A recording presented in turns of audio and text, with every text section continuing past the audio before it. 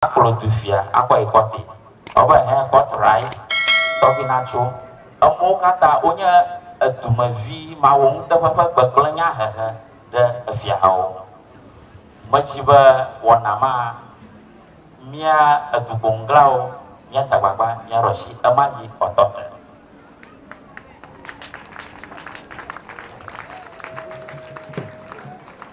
lama feng batuma ika aja ke kelabal letina machiba wanama na zorang goba achimia fakario ai mangfong fie ni chola iko ajrejora dumavio doma oja mia fa tokong oja febri ai kala la ba kwa fima ko sia ado fima ko oja febri ang maka tu fia kla ang kata fa ai ka bada sia fa la koshra ka ko ma ai ka mino nya fia ko je ba do ha chi yoga la miashi aro do ha yoga la miashi la ang la fia ni ba yo tu ma ga pio mia vio bora wo afachita sa samno allo sa samno tabor aramno aba hirare na ola tuji ala o wudo magbama kotwe amaro ma notomo sashi fa mi no takpako la kaji ala ba ofo do yewe ba yewe na ko magba la shi magla fia hao ikala anglo afere ni ba bajiwa masa mong poko e mata bubuto ke nya fia hao toki aholu toki akamu toki salu toki saba toki kokuche bofo toki masa toki akalaba mata bubuto ong samura munyala baba bisa apa nau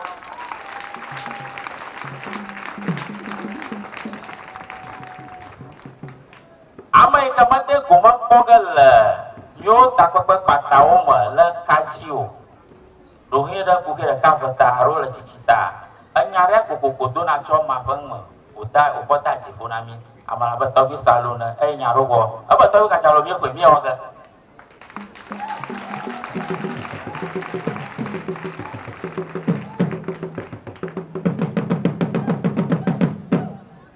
toko ma no mia domile takpak pomo ayo nyachimara ka obrata jifuna mala baba hubba cucusa anya asai ke asumia angloshi pemia korungku amoy ke mia tokyoso afakere afivaro ani bai ke jova jimiru baji ya korungku fo fukpa oji mia nyi banao akoda bubu mia fo tani bangu awole ke na mia rokwi duko bubu na kwe ade de sinye ba duko mi nya baba lam chi fafama hubba zave alaba azan anya nyata baba ajaba la kata ye nya goza la muchi fafama dodu shishi la madokwima ashila shima na mano ma alaba ngblade o kamia dala anglo dukong adong lo dukorang baba amo kata na dongchila ma khosaba amma nya taru jinguna hubwa chuchufa azan ka fagu anglo roni topi adalaja afalia enya mai ke dan bla ifa afia hau adubonglau ala boro asa kongu anyi apa blade bla ajifo katanya asa fa tarojingo imama glofia bai jimana la buto la susumata ajaba la o kata ye nglade de ke jamia adala zangwa yiku pasong ini aso mencoba amaraga na noveraga ifa wona naira afodaga atamana ruro ikaba bora mi ke mi mokongna tuma fafa lono ike mi mokongna mai na ran chila dogo na marale anglo duko domi ifa taro jingo enya o nama o kama ma adokiruma ketoina lono unchi fafa plere kao alaba adokiruma ketoina mau jiplani bawala amai ke piang lo amai ke mojiba yo setu hopa sai ke miedru afo e vai ma aja chola baba ko jago macho anglo fiani ba ve umura anglo ka to fatwa alaba blofa afiaga o twinfo o setutu bla ma papa vuvu bubu homa fio o pogo la sama o va joji blemi ala gbagba ye o ton gba ha ba azala o kata ye yo no goma pom le ma le fon chi fa fa fa no no mata le fon tu fa fa fa no no mata e yo iji asrong gara cho mi bo mi ha mi asrong cho yo bo e ka do anglo du korango e ka do de ni ba kana kata de ngo ba ye matora mago jo mi ha mi ora ka pa klo asorang ba ba ave du fa sa o pa klo ni kumasi ave rosakla o setutu anya ngwi ka aja cho la ba ba abale ke ma klo dong ko na ajaba la au kata ye miano tang dedema ika ale miao ye ku ba rebranding ale ke mia poto adro chona mia ba design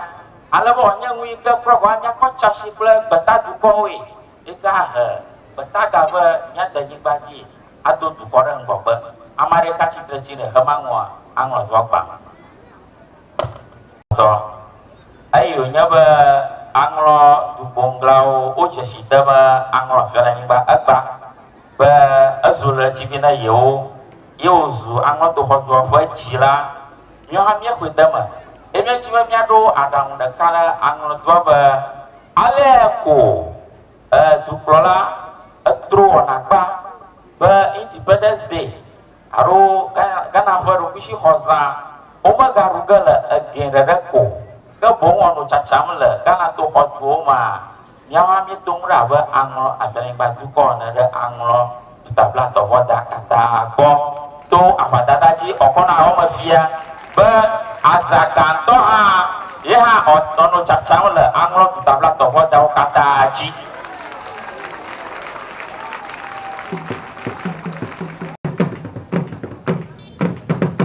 nanya ba ye ko ka de ma e mi o ma ale ko angro fera nyi ba o va jok pata ba mi o na runa angro du ko to fi ma ko ji e mi ko he ka le mi sia o ra mi ko relative ka le mi sia o ja ka kla nanya ba cha cha la angro du ko ma adong chila na na ma awe ba relative bu bu ka angro du ko to o nya o kata o ha o ja ka kla ala ba angro du ko kata na kla pa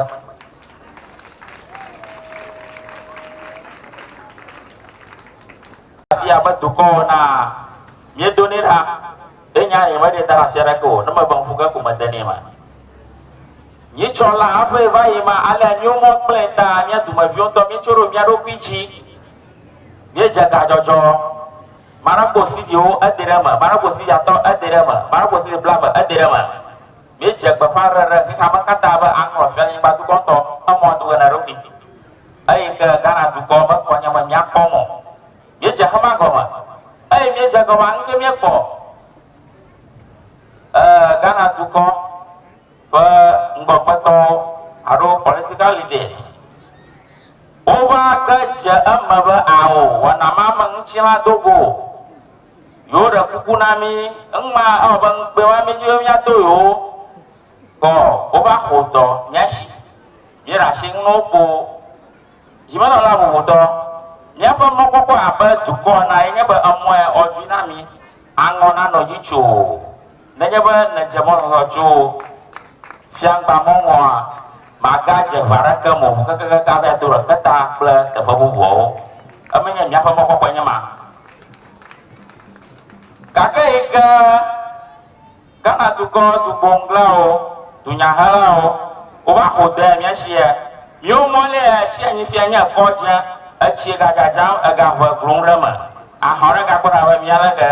ai ga man fuma fia go je nyama ro rishi gara nya jio atu bongrao an pi buto manya o tukro ha ala jia jio ga ka nfola shio blo do ha chio mi ko nya na du ko la e amega katang to ma jirung bubuto gabaga no ma jinya ona ba to mona mi ko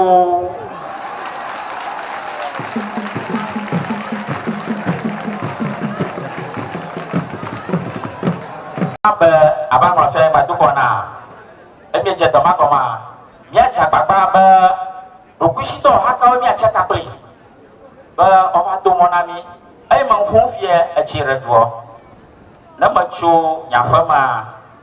ma aja papa ka tung ha aba nya fa ma chi ga chi mo a chi a papa ja ma ro ko mo ha ga na ma ji ma tira papa ko ma mi je afi wa ko mi je nya fa ta ro ji wi nya ba nya to mo afu ha dua papa a chi no da ram nya ha mo na chi e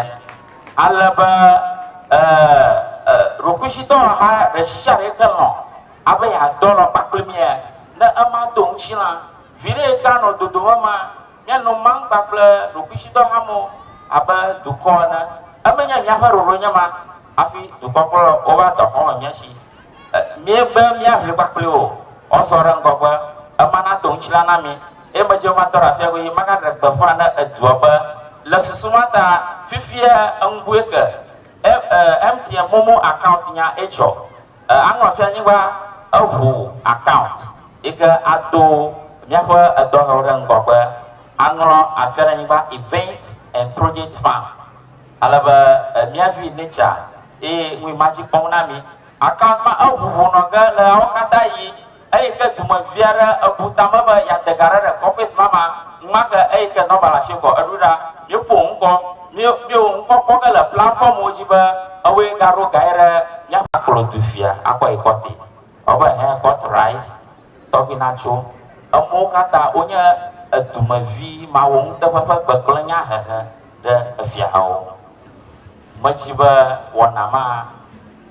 mia adubonglau mia chababa mia roshi amaji otot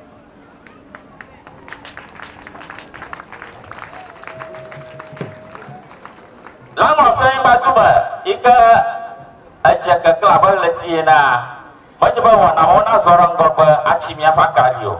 ai mangfong fia ni chola iko ajrejora tuma vio tuma oja nya foto kompitia oja febri ai kala lang ba kwa fima ko sia ado fima ko ji oja febri ang maka tu fia kla tuma tu bongraoli nya pa palo ko fia oli na mi ko tu fia to bi kata roma wa nyomi asoro ochi akonya yi yeso era kot allahu maka ba kot negara nyamana yo atala paura pama makli ba yo era fada ba ma je sheto bi kata hlo o fada de no nyira hanya fia goji ye no nyira hanya goji fada ba ma je sheto bi kata hlo ete yo ba kotro maro rangani na mi jinya nyanto mi ta no mi aropi angro pangpo ave withdraw nyama court na mi ko kai na rushima fara ko tobi bojo mi akwai na abalada alo la dwoma ko na mi atenwo form committee ara mi akpo nyama ko mi akpo ba bla hanya ava nyaro pitoma court ya nyama jinya magagamra kota no ba court rice magistrate hachi ale o ige na rangya roma la nani mi ochio ale o ige manya nye gawo akonye aroye atwashi kaga kako ba hubira jiwo na ba jone na ma maraka baga perform akonye ma nyante bochie achie tomi mato afia goji e mato chana mi kata apa nabi nyawa sarude